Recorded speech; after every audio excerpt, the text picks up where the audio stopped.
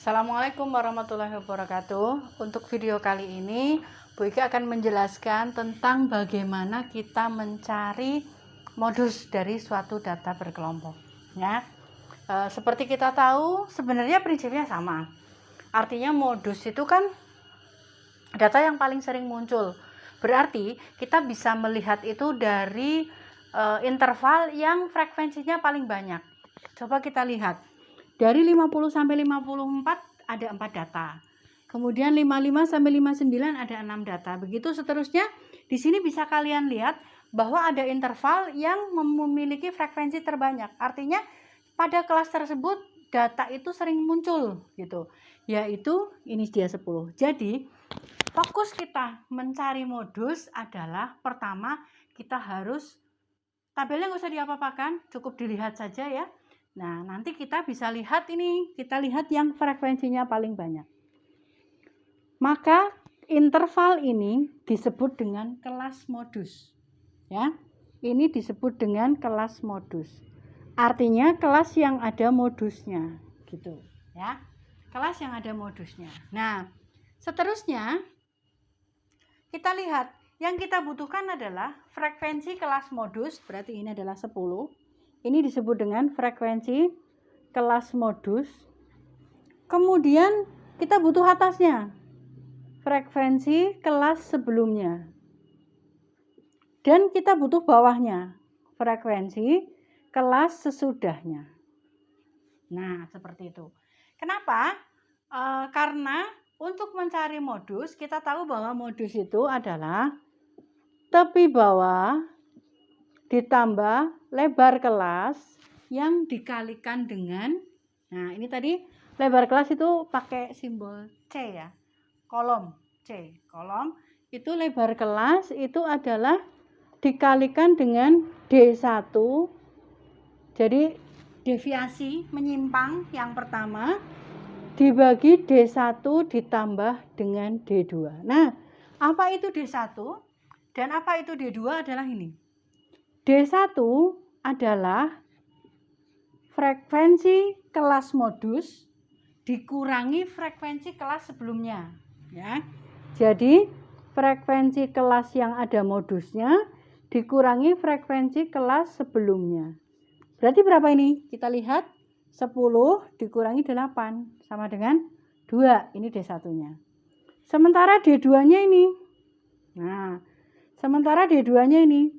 D2 itu frekuensi kelas yang ada modusnya dikurangi frekuensi kelas sesudahnya. Berarti ini kebetulan sama ya, 10 dikurangi 8. Jadi berapa? 2.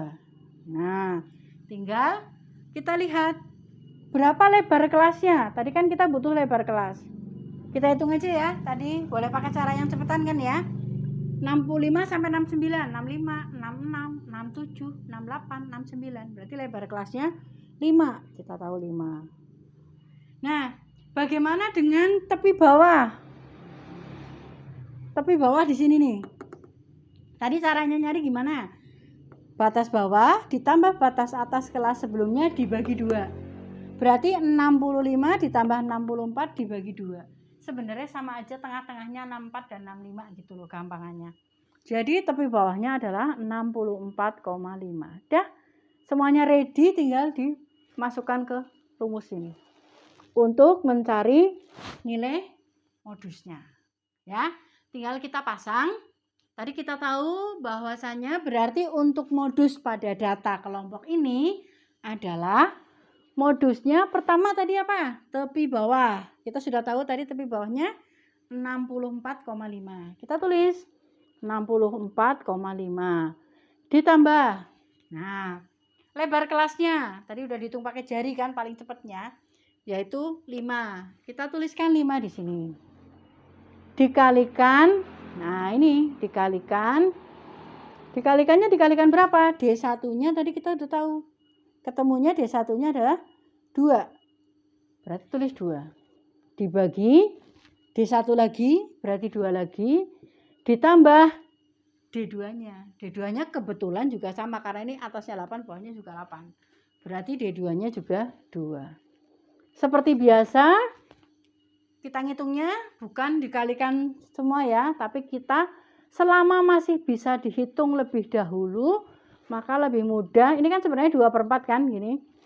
Nah, seperti biasa filosofinya dibagi dulu, banyaklah berbagi baru melipat gandakan untuk diri sendiri. Itu filosofinya ya. Jadi ini kita bagi dulu aja. 2 bagi 2 ini 2. Jadi tinggal 5/2.